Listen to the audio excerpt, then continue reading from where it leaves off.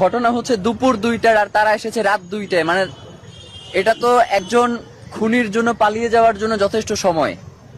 সুতরাং আমাদের কাছে স্পষ্ট মনে হয়েছে যে বাংলাদেশের যে গোয়েন্দা সংস্থাগুলো রয়েছে তারা সম্পূর্ণভাবে এক্ষেত্রে অসহযোগিতা করেছে, এবং জুলাইয়ের এই যে শক্তি যারা বাংলাদেশকে ধারণ করে, আমার কাছে মনে হয় যে এখনো গোয়েন্দা সংস্থার মধ্যে এমন কিছু লোক রয়ে গেছেন যারা এখনো চাচ্ছে না যে বাংলাদেশ তার স্বাধীনতা সার্বভৌমত্ব ফিরে পাক।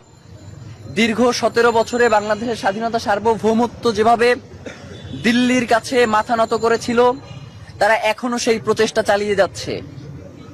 এবং ইতিমধ্যেই আমরা সংবাদ মাধ্যমের জানতে পেরেছি, এটা সম্ভবত 5 থেকে 10 মিনিট আগের ঘটনা, যে তারা বলেছে যে খুনি আমাদের প্রতিবেশী রাষ্ট্র ভারতে পালিয়েছে। আপনাদের কাছে একটা কথা জানতে চাই যে বাংলাদেশে যারাই এবং যখনই কোনো গুম, খুন এবং হত্যা হয়, সেই খুনির আশ্রয়দাতা অটোমেটিক্যালি ভারত হয়ে যায়। তো একটা প্রতিবেশী রাষ্ট্রের দায়িত্ব কি তার পার্শ্ববর্তী রাষ্ট্রের যে নিরাপত্তা যারা বিঘ্নিত করে তাদেরকে আশ্রয় দেয়া, নাকি তার পার্শ্ববর্তী রাষ্ট্রের নিরাপত্তা যাতে কোনোভাবে ব্যাহত না হয় সেই দিকে সহযোগিতা করা?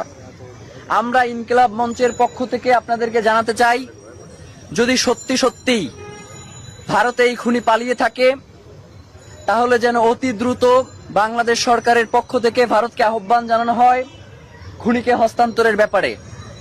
এবং এই ব্যাপারে যদি ভারত অসহযোগিতা প্রকাশ করে, তাহলে ইনকিলাব মঞ্চ বাংলাদেশের সকল বাংলাদেশপন্থী জনতাকে নিয়ে ঘোষণা করছি, বিনষ্ট করে দিতে চায় যারা বারংবার বাংলাদেশের এই মানচিত্রে যারা থাবা বসিয়েছে, তাদেরকে আশ্রয় দিয়েছে, এবং এই খুনি পতিত স্বৈরাচার হাসিনাকে যারা এখন পর্যন্ত লালন পালন করছে, সেই রাষ্ট্রের সাথে বাংলাদেশের সুসম্পর্ক থাকবার আর কোনো কারণ হতে পারে না।